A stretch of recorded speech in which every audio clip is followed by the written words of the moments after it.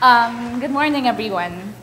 So when I first heard about the TEDx talk, I think I knew immediately what I wanted to talk about. You see, over the years, I've had the privilege to work with some of the most amazing kids and young people ever. And they challenge me, they make me question my assumptions, they make me laugh, and sometimes they torment me, but that's okay.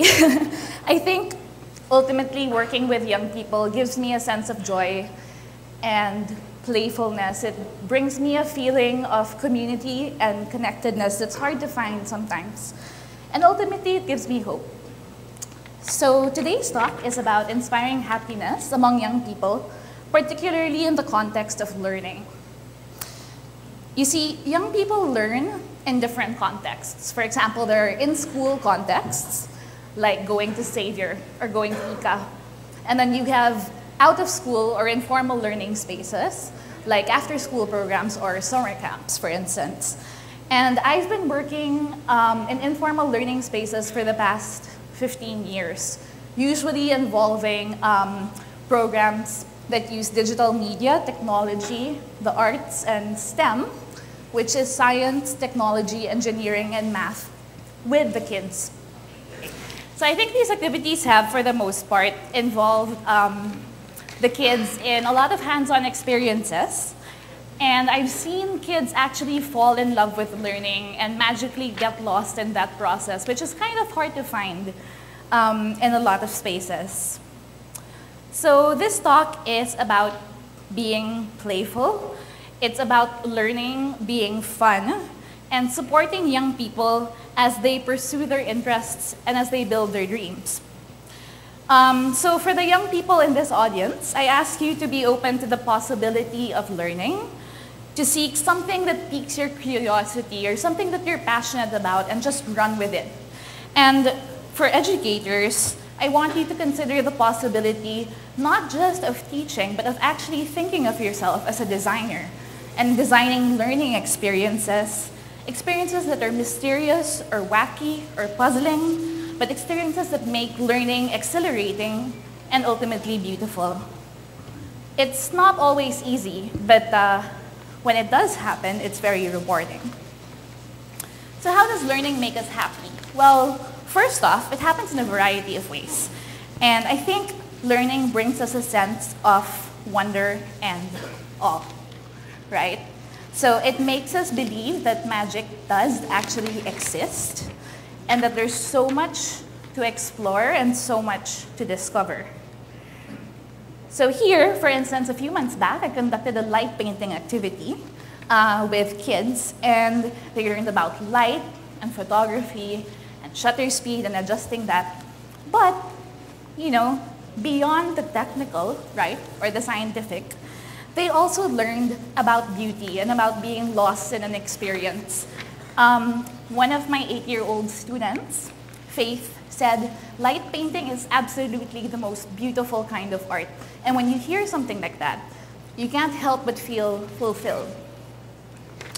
And I think being at awe is rather essential, because as we learn about the world, we also make discoveries about ourselves and about other people.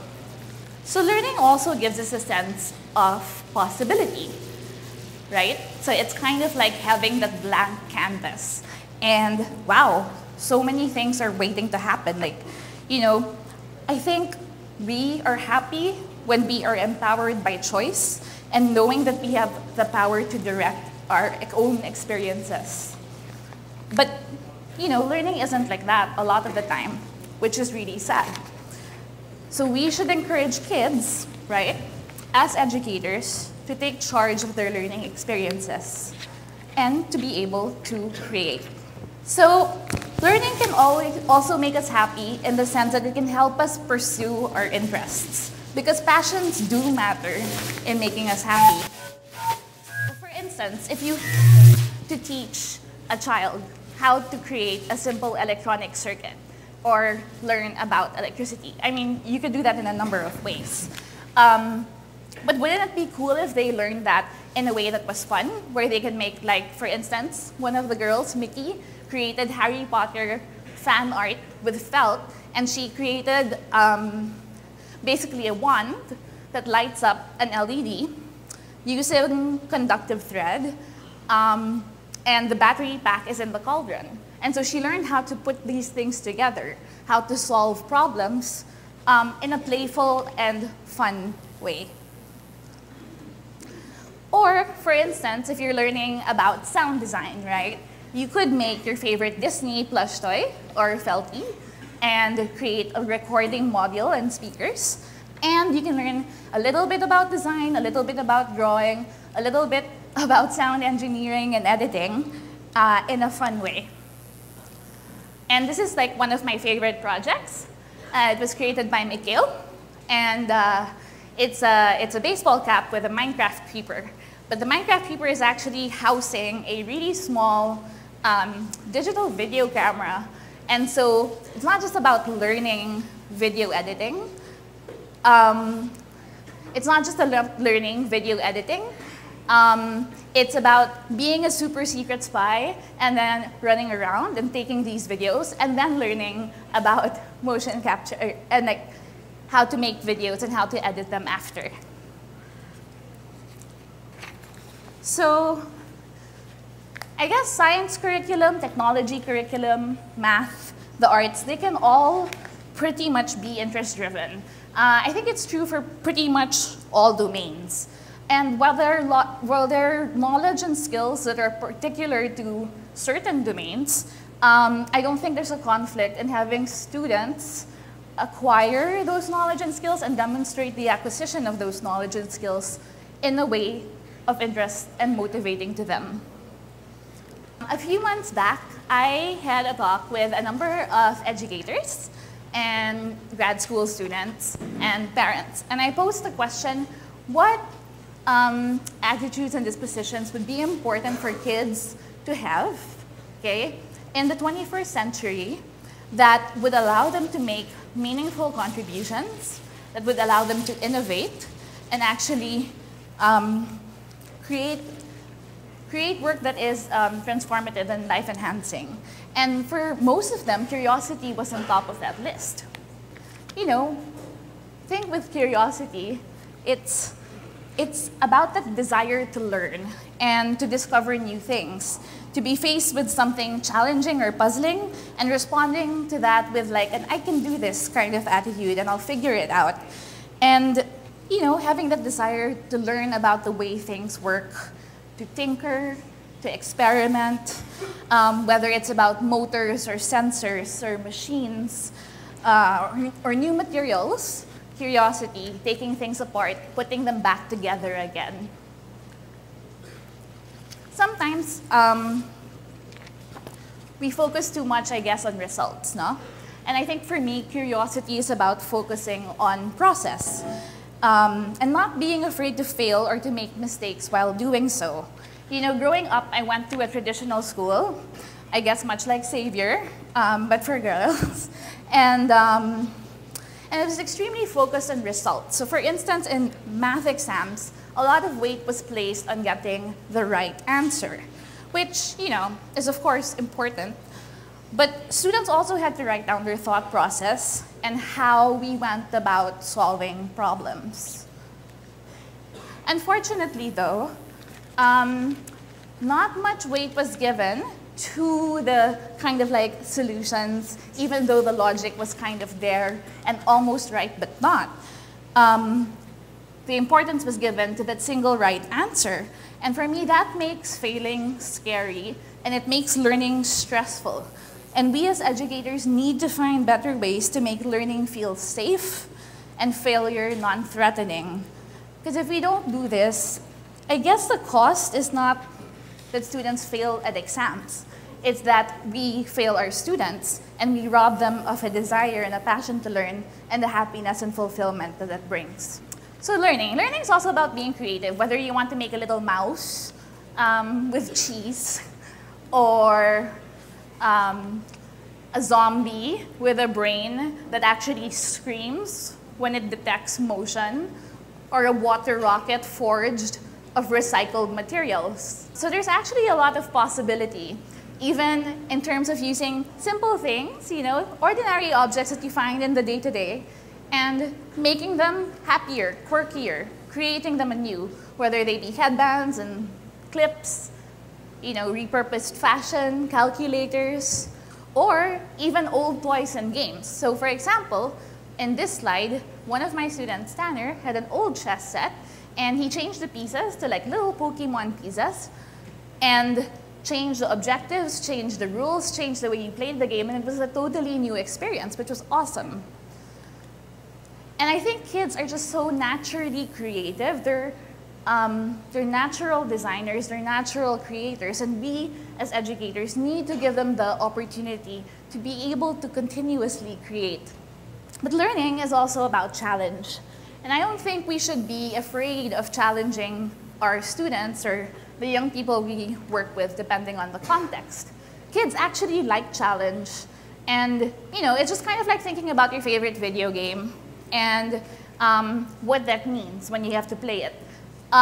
Chances are you don't really get through all the levels and win a video game and get to the end right at the get-go. You need a lot of trial and error. For example, two of my favorite video games, Shadow of the Colossus and Alice the Madness Returns, requires a lot of time, of hours played, and sometimes it was just really frustrating because I couldn't get it, or I knew what I had to do and I wasn't there yet. But with the games, see, unlike in school, with the games, all I did was press restart. For me, there was no question in my head. I wanted to win, so I just continued playing, and failure was not something that stopped me, it's something that encouraged me and motivated me to go on. And that's what I mean by talking about failure as being safe, as being fun. And unfortunately, I don't think a lot of schools do that. And that stops kids from being happy. And hopefully, that's something we as educators can change. So, challenge. Design challenges. In this design challenge, if you see, kids between the age of 7 to 14 were told to create a game out of bowling pins, okay? And the constraints were the material constraint, bowling pins, as well as the theme, which was superheroes. So it had to be a game using bowling pins about superheroes, and the core mechanic or the action had to be singing. And they had an hour and a half to put the game together. And so they created this amazing superhero song shame game in which you roll the ball, and then say you hit Iron Man, Superman, and Batman. You pick one of the superheroes of the pins that have fallen down. And so if I choose Superman, I look under his cape, and I have to sing that particular song. And it's a shame game because it's kind of like you're trying to get the most number of points when you embarrass the other team. So the songs would be kind of like the Barney I Love You song, or like anything from Justin Bieber. And the kids just got, quite a kick out of it. So that was the game in play. The other team, though, had a different set of constraints. So they were given hula hoops, which could be broken apart and put together again. And they were also given the constraint that the game had to be about zombies, and the action had to be collaborating. So they actually created a really awesome game in which some of the players were zombies and some were human. The humans had to collaborate and find the missing pieces of the hula hoop and put them together and catch the zombies with it before everyone turned into a zombie. And the kids actually had a lot of fun doing it. So giving design challenges, letting kids work within constraints, it makes them happy. And kids actually rise up to challenge. For instance, this is also in the same game design course I taught kids. And they were learning, after doing board games and physical games and card games, they actually created their own 2D and 3D games. So here, for the 2D games, they use a platform called Scratch, which, they had to create visual assets, they had to create sound assets, and they had to put everything together through code. And it might have seemed daunting at first, but the kids were actually able to do it. And it fascinated me. Because they were able to create these games that were just like whimsical and fun and new, and just really beautiful. Which brings me to my next point, that kids learn from one another, and they learn from one another a lot. Peer-to-peer learning is extremely important, but also, for instance, in the case of Scratch, learning within a community of practice. So these are my interns, and this is when we actually had a training session. And you know, it's so much fun learning together and learning in groups as opposed to learning in isolation. It demonstrates the importance of teamwork, and it helps us acknowledge that, you know, even though on the one hand we have so much to give, but on the other hand, at the same time, we have so much to learn from the talents and the expertise of other people. And in this slide, there is, it was like a Halloween party in which the kids had to make a horror film by group, and they did great. What I love most about this is that the kids were mixed. So you had like 5-year-olds and 7-year-olds working with 20-year-olds, and the intergenerational learning aspect and the mentorship that produced was actually quite awesome. Learning has to be playful. We should actually value laughter or wackiness, deviousness even, naughtiness. I got a lot of hugs that day. Coming together and just being quirky. Learning should also inspire dialogue, because kids don't grow up in a vacuum, and it's not just about school. It's about families. It's about communities. And we should be able to engage kids in dialogue regarding the issues that are important to them and communities from which they come. We should also talk to kids about their dreams and help them build it, whether it's sliding down a rainbow with their friends or swimming with their favorite imaginary pet animals. And finally, learning is about caring and connectedness.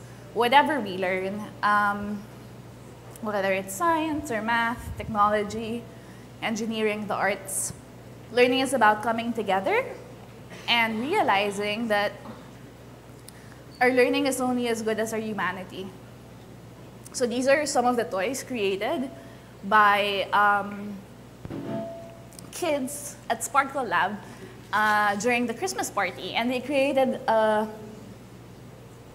huge number of toys. I don't even remember how many, and they were all really cute. And the best part was that after, they allowed me to send those toys to Leyte for child survivors of Typhoon Haiyan, so that they could actually have toys and like a fun Christmas party as well. And I think that was really touching. And here, when a C-130 plane arrived in Villamor Air Base,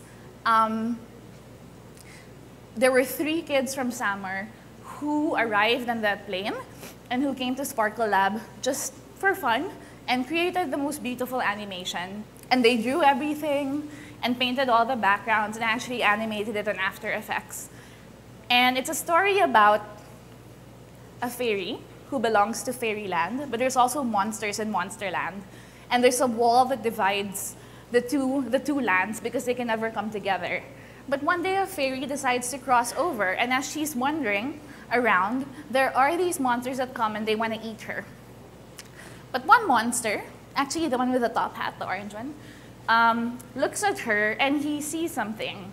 He is mesmerized just by her beauty and the beauty of her person. So he fends off his monster friends, tells them not to eat her, protects her, and because of that, she gives him the gift of becoming human.